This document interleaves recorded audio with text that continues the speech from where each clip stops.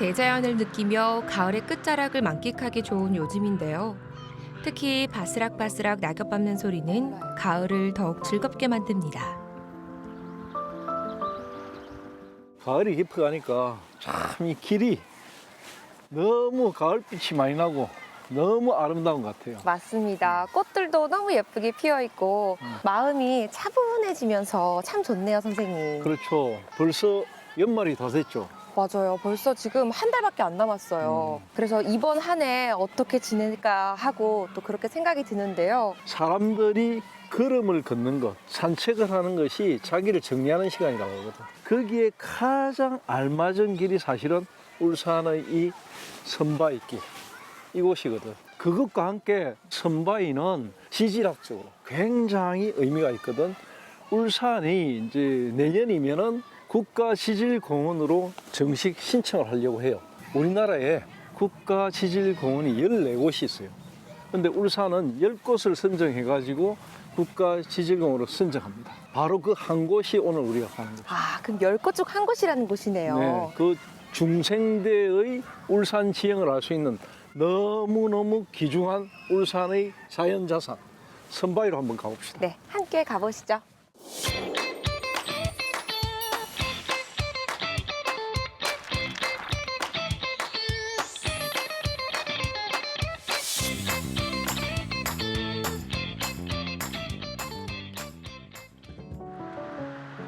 태화강은 울산 시민들에게 큰 자부심을 안겨주는 숲과 강이 어우러진 도심 속 쉼터인데요.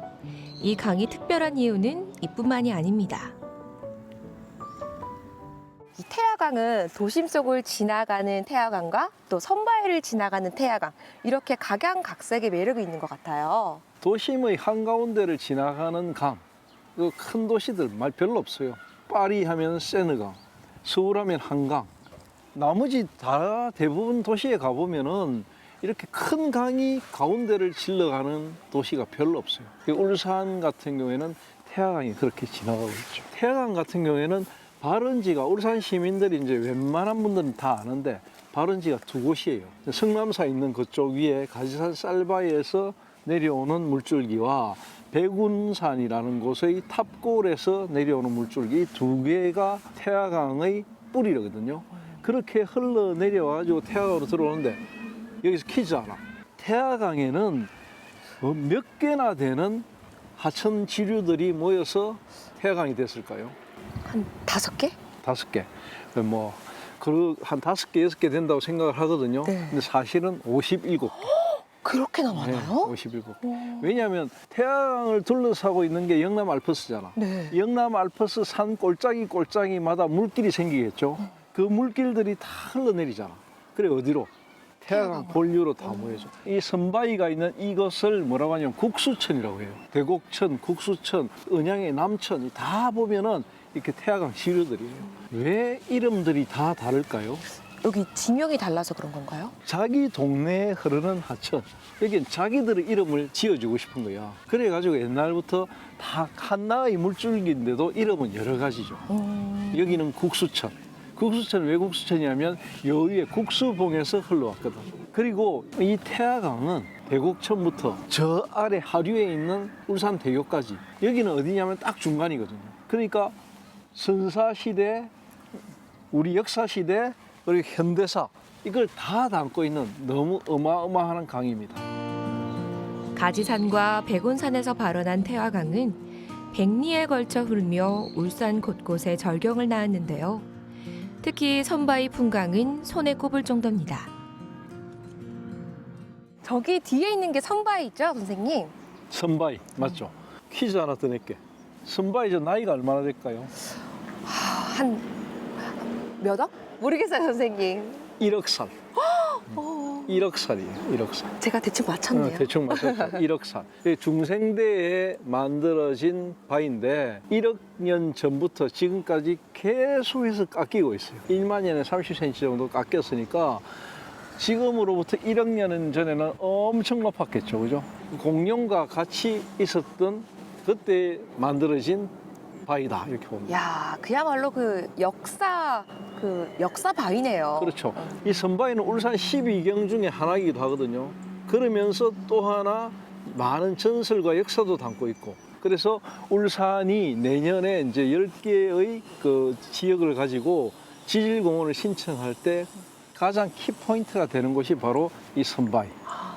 그리고 이 선바위는 주변의 돌들하고 좀 다른 돌의 그 성질을 가지고 있어요. 저쪽에 있는 바위들은 다 퇴적암들이거든요. 이건 좀 다른 거죠. 그래서 흔히 이제 금강산에 있는 바위 하나를 떼갖고 여기에 박아놨다 할 정도로 독특한 성질을 가진 바위다. 저렇게 보이지만 물 아래에 이미 한 11cm, 12cm 정도 잠겨 있고 물 위로 이제 한 21cm 정도가 떠 있죠. 그래서 전체적으로 한 30m 정도 되는 크기의 바위고 제일 상층부에 가면 한 2, 3m 정도의 평지가 또 있어요. 그래서 이 바위 자체가 지금은 이제 완전히 수풀이 우거져 있잖아요. 겨울에 보면은 더 도드라지거든. 지금쯤부터는 주변에 단풍이 싹 들어가지고 풍류객들이 배를 띄워가지고 풍류를 즐기고 그랬던 이제 옛 사람들의 이야기들이 많이 담겨져 있는 곳이 바로 이 선바위입니다. 사람들이 많이 찾는 곳에는 그만큼 재미있는 이야기도 풍부하죠. 선바위에는 안타까운 사랑 이야기가 전해지고 있는데요. 어떤 전설일까요? 선바위가 옛날부터 사랑을 많이 받은 장소인 만큼 이야기도 정말 많을 것 같은데요. 그렇죠. 물이 흘러가듯이 이야기도 많이 흘러가는데 이곳에는 전설이 참 많아요. 그 중에 가장 대표적인 전설이 이제 처녀와 스님 이야기인데 선바위 아래쪽에 이제 마을에 아주 아리따운 처녀가 살았대요. 스님이 이제 시주를 받으러 다니거든. 다니다가 그 처녀가 빨래하는 모습을 봤는 거예요. 반해버린 거지. 스님께서. 스님이 반한 거예요. 스님이 반해가지고 그날부터 번뇌에 막 휘말려가지고 이 너무 머리가 복잡하거든. 그래서 이 처녀를 꼭 만나봐야 되겠다. 어떻게 해봐야 되겠다는 생각에 사로잡혀가지고 매일 그 처녀 집에 찾아갑니다. 어느 날 갔는데 마침 홍수가 나가지고 물이 막 큰 물이 이 국수천에 태화강 쪽으로 큰 물이 졌거든. 그때 저 위에서부터 아주 큰 바위 하나가 둥둥 누워서 떠내려오는 거야. 자, 처녀를 곧 덮칠 것 같아. 그래서 스님이 어떻게 했게? 구해줘야죠. 그래, 구해주러 달려 들어갔다가 처녀하고 같이 깔려서 바위에 깔려버린 거죠. 바위는 처녀와 스님을 깔고 거기 그 자리에 우뚝 서버렸어. 바로 그래서 이렇게 선바위가 된 거예요. 그래서 여름철에 날이 막 어두워지고 비가 내리고 이럴 때는 이 선바위가 운대요. 웅웅하고 운대. 그래서 사람들이 스님이 죽어서야 소원을 이뤘구나 이런 이야기를 한대요. 지금도 여름철만 되면은 이 주변에 강에 이 천에 들어가지 말라고 아이들이 많이 들어가거든. 해마다 꼭 익사 사고가 나요. 그래서 들어가지 말라고 사람들이 막 감시를 하고 안내를 하고 그렇게 하죠. 선바위는 백룡이 살았다는 전설이 있는 백룡담에 우뚝 서 있는데요. 영험한 기운을 지닌 곳으로 여겨져 오랫동안 나라의 염원을 기원하기도 했습니다. 아니, 여기 마을 사람들에게는 여기가 굉장히 신성스러운 장소였겠네요. 그렇죠. 여지도서 기록을 보면은 그때 이 삼남 지방에 극심한 가뭄이 들었는데 국가에서 기우제를 지냈어요. 그곳에 뭐 밀양도 있고 전라도도 있고 여러 곳이 있는데 울산 쪽에는 딱 하나 이 선바위에서 기우제를 지냈어요. 아, 여기서 지냈다고요? 바위 모습을 네. 솟았잖아. 바위가 이렇게 솟은 모습을 이 옛날 사람들은 용이라고 생각했죠. 용이 성천한다고 생각했죠. 용은 뭐하고 관계되죠? 바로 물이랑 관련됐죠. 용은 바로 물이죠. 용이 있는 곳에는 물이 있거든. 그래서 용왕제, 기우제 전부 다 물과 관련된 거예요. 우리 오방의 방위에 보면은 동쪽은 파란 색깔, 청룡. 가운데 중간은 뭐 황룡. 황룡은 태하루에 있는 황룡년이 있거든. 그곳에서 또 기우제를 지냈고 여기는 서쪽이잖아. 서쪽은 백색, 백룡.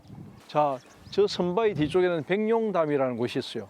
그곳에서 이 나라에서 관장하는 큰 기우제를 올려가지고 영특하게도 이 선바위에서 기우제를 지내면 곧바로 비가 내렸대요. 그 정도로 옛날 사람들에게는 이곳이 신성한 곳으로 여겨졌어요. 선바위를 마주보는 벼랑 위에는 정자가 하나 있는데요. 용암정입니다. 이곳에 정자를 만든 특별한 이유가 있다고 하는데요. 어떤 사연이 있는 걸까요? 이 용암정이란 뜻이 어떤 뜻인가요? 용암이니까 용용자의 바위 암자거든요. 용암이 다른 말로 이제 이밤, 선바위를 이야기하는 거죠. 이곳은 예전부터 기우제를 지냈잖아.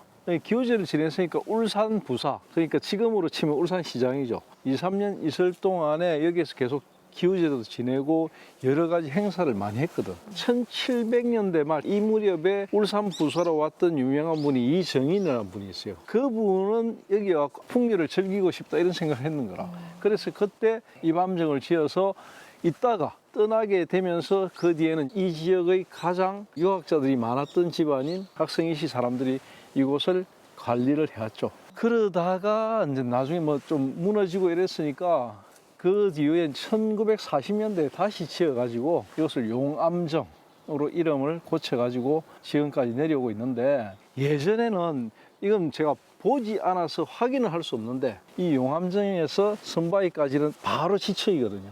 대나무나 이런 걸 통해 가지고 선바위 꼭대기까지 다리를 놨다. 거기까지 왔다 갔다 했다고도 이야기하고, 최근의 이야기를 하면은 이제 일제강점기 그 무렵에 선바위 일대에서 독립운동을 했던 굉장히 유명하신 분 한 분. 이간술이요. 이간수 선생님. 그분이 바로 이 선바위에 와가지고, 선바위에는 여름만 되면 뭐 귀신 소리도 들리고 울음 소리 들리고 아이들이 함부로 못 오잖아. 네. 근데 간이 컸던 이간수 선생님은 여기에서 헤엄을 쳐가지고 고기도 잡고 이런 담력을 보여줬던 이야기까지 전해지는 굉장히 여러 가지 이야기가 깔려 있는 곳입니다. 많은 이야기가 담겨져 있네요. 선바위는 사계절 내내 멋진 풍경을 자랑하며 한 폭의 그림 같은데요. 특히 시인 묵객들은 용암정에서 내려다보는 선바위와 태화강을 무척 사랑했습니다. 뒤에 바라보고 있으니까 제가 막 한시가 나올 정도로 정말 아름다운 곳이네요. 한시가 그냥 나와요. 네, 막 나옵니다. 한국 이곳이죠. 아이, 선생님. 자, 정말로 이곳은 보면은 풍광이 너무 좋죠. 너무 좋아요. 이곳 지형을 뭐라고 하면 하식애라고 하거든. 하식애라는 말은 하천에 있는 바위들이 천천히 침식되어 가는 그런 지형이거든요. 그런 곳이니까 지금 몇백 년 전에 여기에 시인묵객들이 이곳에 오면은 저절로 한 줄의 시가 그려지고 안 그랬겠습니까? 그죠? 맞습니다. 그 중에 가장 앞선 사람이 한 사람이 있어요. 누구일까요? 아마도 이제 역사 공부를 한 사람이라면 이분의 이름을 들으면 금방 무릎을 탁 칠 정도로 유명한 분인데, 김종직이라는 분입니다. 아, 맞습니다, 선생님. 김종직. 네. 이 김종직이라는 분은 바로 옆에 밀양 출신이거든요. 영남학파의 대두고 굉장히 사림에서는 우두머리가 되는 사람입니다. 김종직 하면 제일 유명한 게 뭐냐면 조이제문이라는 게 유명한데, 수양대군에게 반기를 들은 사람이 바로 이 김종직. 대쪽 같았겠죠. 네. 비판적이고 조선시대에도 관직에서 늘 젊었을 때는 한직으로 도는 거야. 한직으로 밀려갖고 온 곳이 바로 울산의 병령이에요. 경상자도 병마철도사의 비서, 병마평사. 그 직을 받아가지고 이제 여기서 울산에서 3년을 머뭅니다. 이 3년을 머무는 동안에 이곳에 참 자주 왔대요. 8월 보름에 이 선바위에 와서라는 시를 남겼어요. 그분의 시에 보면은 이 엄청난 쇠덩어리 같은 바위가 칼을 찬 듯이 솟아있다 이런 표현이 나오고, 큰 물길을 막으니까 그 위세가 대단하다 이런 표현들이 나오거든요. 그분의 그런 표현들이 후대 일제강점기 때의 시인들의 시에도 그대로 인용될 정도로 선바위 한시로의 원형이라 할 수 있습니다. 그 이후에는 이정인, 권상일 그분들도 이곳에서 선바위와 관련한 한시를 많이 남겼고, 또 현대 시인에 이르기까지 이양호 선생이라든지 그런 분들도 끊임없이 많은 시인을 남겨가지고 태화강의 선바위에 하나의 문집을 만들 정도로 굉장히 많은 작품들이 남겨져 있는 곳이 바로 선바위입니다. 1억 년이 넘는 세월 동안 이곳에 자리하면서 자연과 예술, 우리네의 삶을 품고 있는 선바위. 그렇기에 많은 사람들의 발길이 지금도 이어지고 있습니다. 울산실록의 선바위 어떻게 기록하면 좋을까요? 선바위는 옛날부터 내려오는 전설, 그리고 시인묵객들의 이야기, 여기에다가 지질학적인 여러 가지 자연의 보고 모두를 담고 있는 곳이거든요. 그렇지만 그런 거에 비해서 너무 관리가 잘 안 되어 있는 부분이 있고 앞으로 이 일대가 또 큰 주택단지로 신도시가 들어서거든요. 그래서 굉장히 우려스러운 부분이 많아요. 그런 것들을 감안해 가지고 늦었지만 지금이라도 이곳에 새로운 어떤 컨텐츠, 보존 이런 것들을 연구해 가지고 제대로 잘 관리해 주기를 바랍니다. 선바위의 진정한 매력을 느껴보고 싶다면 이 가을이 제격인데요.